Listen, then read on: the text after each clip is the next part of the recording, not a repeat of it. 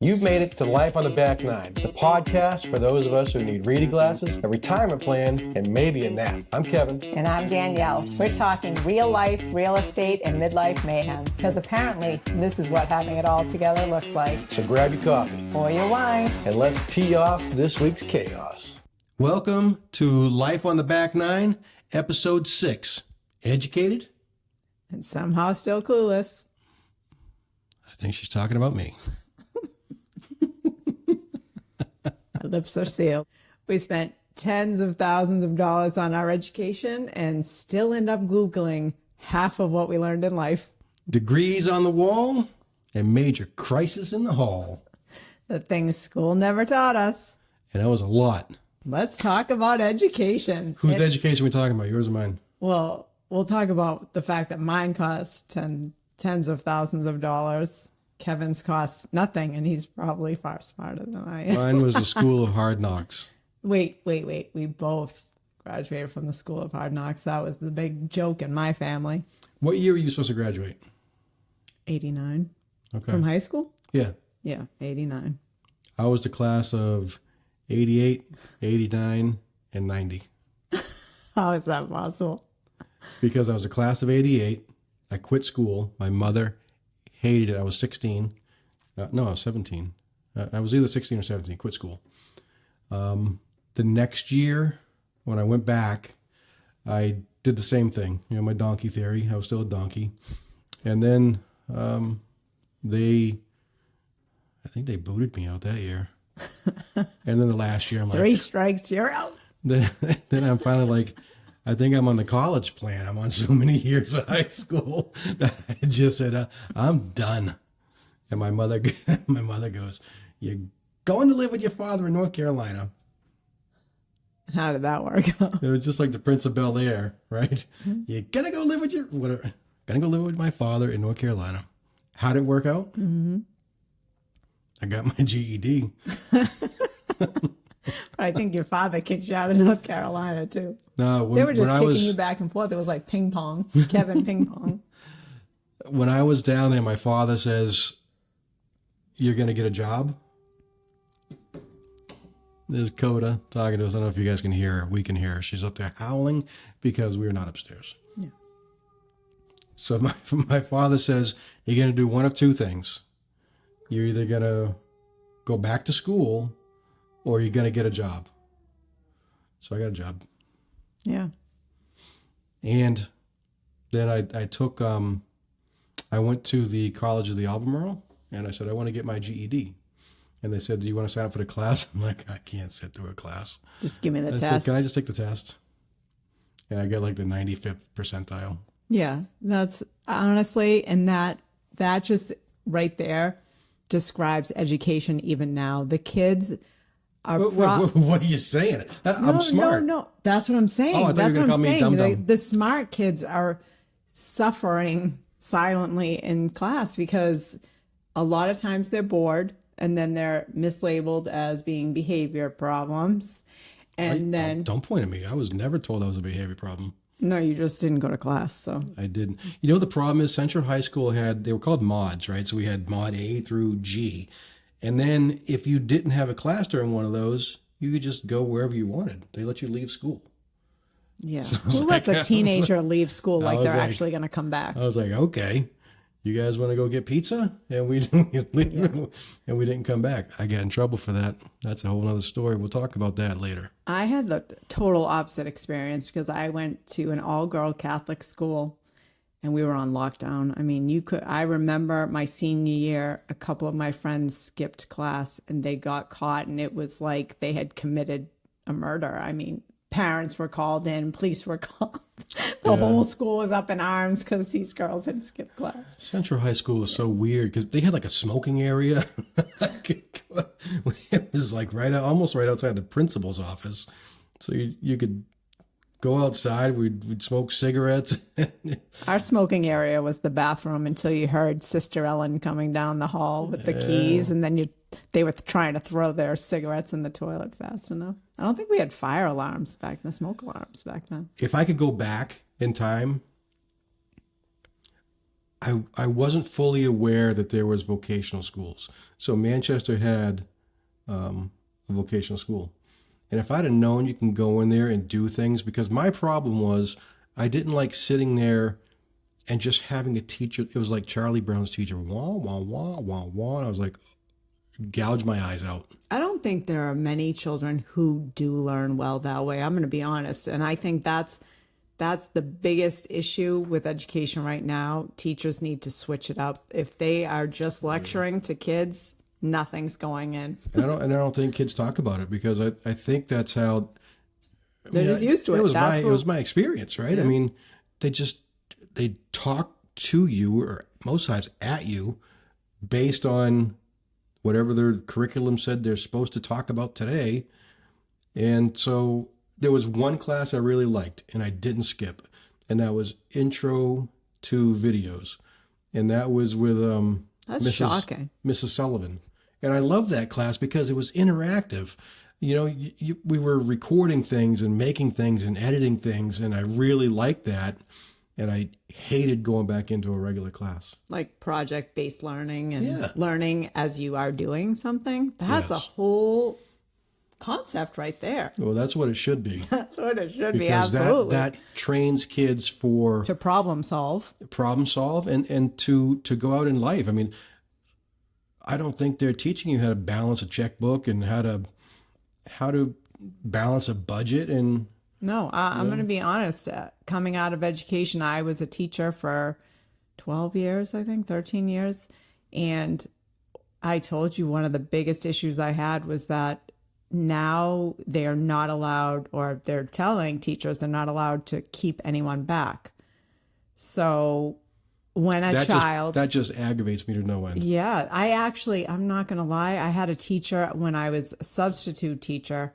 I actually went into a classroom. The teacher left me notes about all the students, and they were not nice notes, I'll be honest. And the kid that she called out as the class clown was a kid who was struggling to read. And when we were doing a play, we were reading Shakespeare or something, and I asked who wanted to read, and he raised his hand, and I picked him, and he looked at me like, are you kidding? He couldn't believe I actually chose him, because I'm sure his teacher just wouldn't pick him because he was the class clown.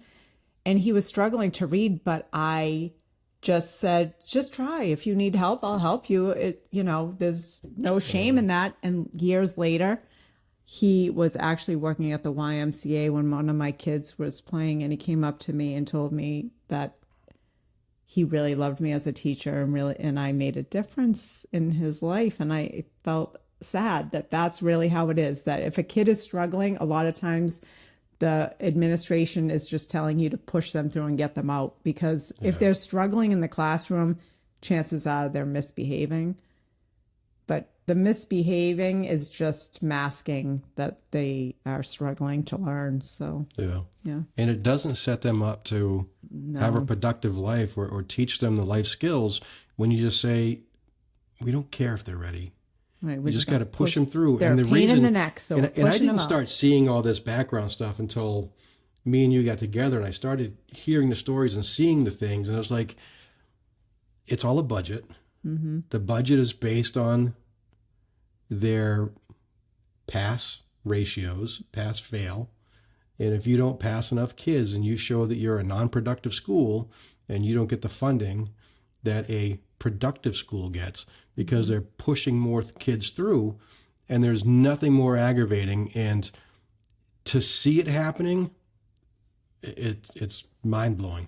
Yeah. And I can't tell you how many times I've heard someone say, well, maybe school's just not for them. School's not for half the kids that are in it. I'm going to be honest. The way schools are set up, it's not for many kids at all, because we're labeling all these kids as ADD, ADHD, but you're sticking them in front of a screen all day. That is not the way kids learn. Kids need to move. They need to talk. They need to learn through interactions and problems that they're fixing. It's just not healthy at all. And I don't want to sound like I'm blaming it all on the schools, because I think parents have a huge role in it. And I think a lot of parents just use school as their daycare and don't get involved with what's going on at the school. You know, and they don't go meet with the teachers. And if the teacher, a story from you, if the teacher is going to fail a child, the parent gets mad at the teacher. Tell them the story about the gym class. Yeah. My first year as a phys ed teacher, the kids, I knew I just needed to earn their trust, and but they would not do anything for me.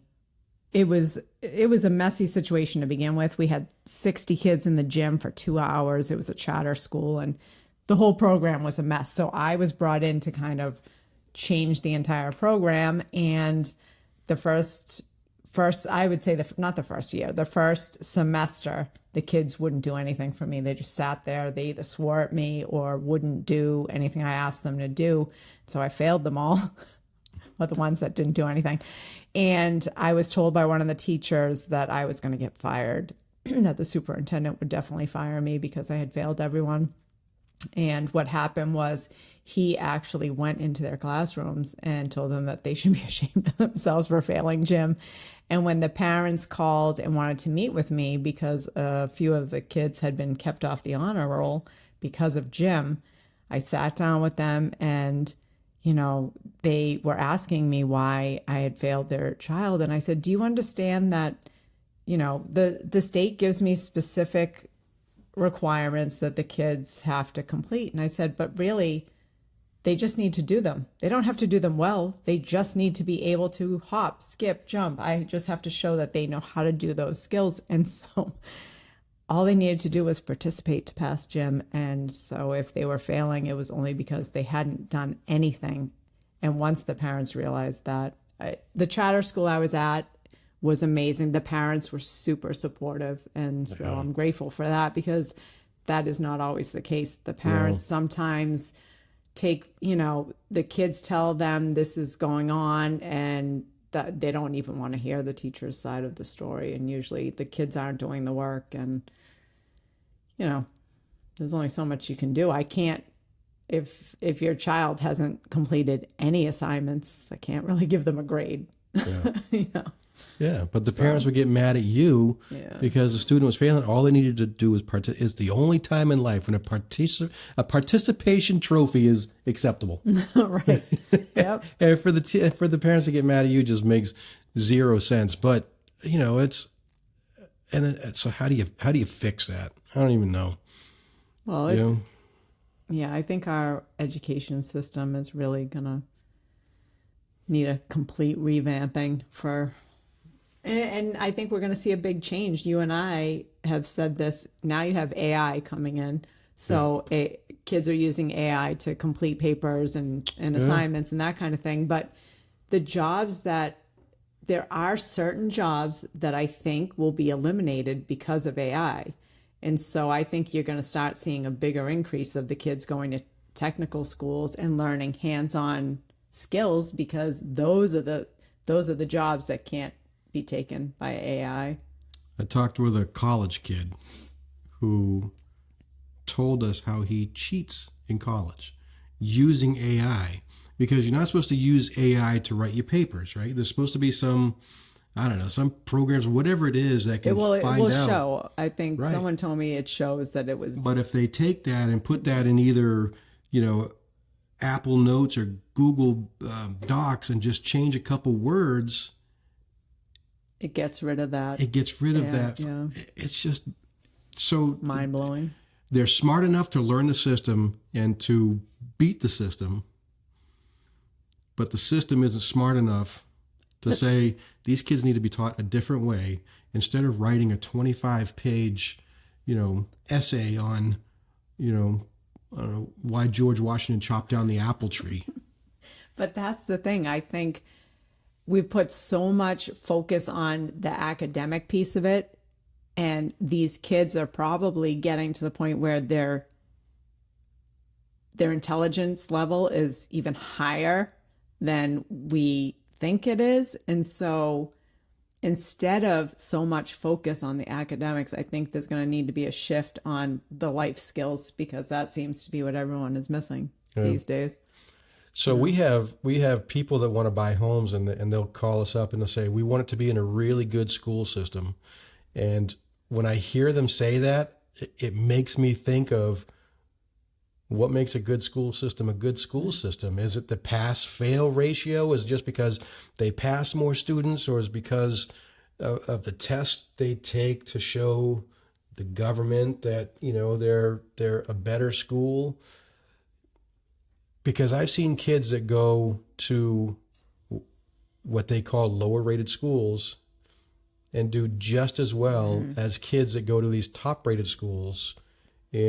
But that's because the work ethic comes from their upbringing. Yeah. So I feel like that determines how well a child is going to do in school, no matter where they go. Yeah. You know, and so many kids end up getting through this. A lot of times you'll see students who have learning disabilities, but they've learned to make their own accommodations. Like, we talk about that all the time. I know I definitely struggled with ADHD, but I knew it was, I mean, back then there was no one called it that, but I just knew that I needed to move around. So anytime the teacher asked, you know, who wants to go bring this to the office, I became the teacher's pet, but really it was for survival. Yeah. You know, I had to go to the bathroom every 10 minminutes. Yeah. Yeah. I can't sit in that class and just have them wah, wah, wah, wah, wah. Yeah. Gouge my eyes out. I neither. And I feel like so many kids now are going to college and coming out and thinking they're going to get a great job because they went to college. And we're seeing more and more kids buried in student debt. And, yeah, you know. Yeah, we see them with student debt that cripples them, where they make good money but can't afford an apartment because the apartments have gone up to, you know, a price that's too much for them, and there's for them to pay back the $1,800 a month for the student loan debt. Yeah. And the student loan debt, man, they make it sound so easy. We're gonna let you go to school. We're not going to tell you it's going to take you 50 years to pay back that. Yeah. And when they first get their student loans, it's private loans, and it's the interest rate is like it is on a credit card. I was sick when I saw the amount he was paying on multiple different student loans. Yeah. Finally got to where he could refinance it and lower that down. But still, you're talking $1,500 a month for God knows how many years. Right. And I feel bad because I think because I struggled so long and went to college later in life, it was really important for me that they go to college. But I had no money. I was a single mom, so they had to take student loans. And now I talk to the boys about this all the time.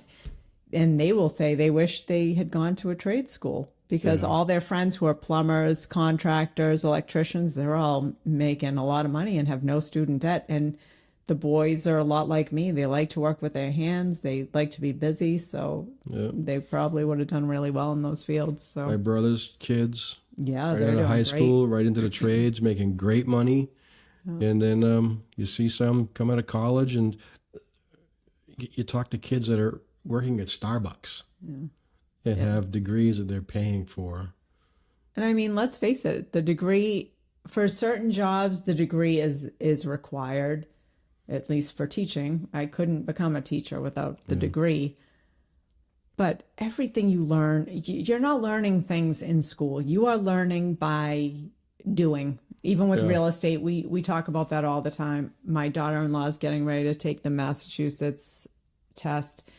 And I gave her my study guide, but I said to her, I don't think any of those questions were actually on the test. And I don't know how I passed the test for the Massachusetts. Well, most of the stuff on the test is stuff that you don't use. You don't use. And the thing is, everything that we've learned in real estate has been from experience, and every single deal we do, we're like, well, learn something everyone's new. Different. Yep, because there's always something that you haven't seen before that comes up, and that's how you learn. You have to problem solve, and then you're like, okay, well, now I know that for next time, it's just experience. I think the more you do, the more you learn. And unfortunately, we're not giving kids enough credit for problem solving and figuring things out. We want to solve every problem for them instead of letting them work it out themselves.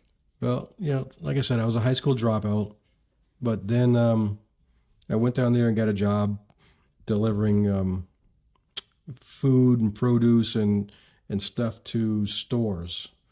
And so that got me into the transportation business. Then when I came back up here, I went to the tractor trailer school in New England, got my tractor trailer license, and then started driving a truck for Colonial Supply, delivering plumbing supplies. And so I had something to fall back on. I no longer have a CDL because I'll never go back in a truck. My back wouldn't be able to handle that bouncing. But that got me into FedEx. And, many times a degree is needed to get you into positions. And many times you'd see management positions that say you got to have a degree, you got to have a, but it also comes down to knowing the right person. I met the right person who took a chance on me. She didn't know she'd changed my life by taking that chance on me. I went in for an interview. It was Maria with FedEx, and changed my life. Gave me a position as an operations manager at FedEx. And I was like, I was a high school dropout, but I had common sense, good work ethic, worked hard, knew how to talk to people, and someone gave me that chance. And then from that, I got another chance to move on to another company and help build that up, and then just went out on my own doing this. So yeah, but so that right there, I think we're going to see a huge shift in that, because what does a degree in management, I don't think a degree in management gets you anywhere. Management is all about people and relationships and learning how to work with people. And that is experience. That has nothing to do with a piece of paper. You are not going to learn that in the classroom. It's because FedEx taught me a lot with that, right? I call it the three-legged stool: people, service, profit. Right. You treat your people right, they're gonna give you a good service. With that good service, you're gonna make a profit. You take that profit, put it back into the people. You're gonna give you a good service. It's just that three-legged stool. You take away one of those things, it doesn't work right. Yeah, and a lot of businesses are taking away the service. I'm not gonna lie. Customer service is on the decline. It's because they don't treat people like people. They treat them like numbers. And they don't train people either. That's the one thing that FedEx did. They invested heavily in their employees. I don't know how they are now. Fred Smith has passed away. He was the founder of FedEx, and I had a lot of respect for that company. But again, one person will change everything, and it was one person in that company that caused me to leave. Yeah, I think every job you have, you learn some skill and you take it with you. But just work hard, put your best foot forward. You're gonna fail. Everyone fails. But you learn from that. Right. And then don't let that happen again. Move on to the next one. It teaches you what to do the next time. And I've seen people beat themselves up when they fail at something. I'm like, no, you just learned a very important lesson. Yeah, I had to learn really hard, the hard way about partnership and, doing everything, expecting a partner to do work at the level that you work. You really, if you're going to go into a business with someone else, you need to make sure that you both have good work ethic, because one person ends up doing all the work. Yeah. I got a good partner. Doesn't. I'm just kidding. No, I wasn't talking about this business relationship. I'm teasing. That was a hard lesson though to learn. Yeah. So, but you take the lessons and you try to do better the next time. This time I made sure that my business partner actually worked as hard as I do. So if you had to end this with one sentence about education, what would it be? Save your money. I know that's horrible. I have a master's degree in nothing. No, I'm just kidding. Mine would be graduate high school. Well, yeah. Stay in school, you say that like, yeah, but there's a lot of kids that don't No, do that. I know. Without the high school diploma, none of that other stuff is possible. You don't need a college degree for all of it, but you at least got to do the basic minimums of graduating high school. And this is a little public service announcement. I'm sure there are not going to be many teenagers listening to this podcast, but if you are and you are struggling in school, there is nothing wrong with saying, I want to do this year over again. I think rather than, why not set yourself up for success instead of failure? If there's something that you're not getting, do it again. Do it again. Do it again until you get it. I did it. All right, maybe not go down the same path that Kevin did, but ask for help and, you know, there's no shame in that. Life is all about learning. Educated. And still clueless. So remember, that degree may look good on the wall. But the real degree comes from life punching you in the face a couple times. If you like this episode, share it with someone else who didn't get their degree or didn't use it. That could be a lot of people. So stay tuned next week when we talk about Faith and finding our way when life gets messy. And it can get messy. So that's it for Life on the Back Nine. If you've laughed, learned, or just felt a little less alone in your midlife madness, share it with a friend. I'm Kevin. And I'm Danielle. Remember, keep your head down, your humor up, and your mortgage current. See you next week. Unless you forget what day it is.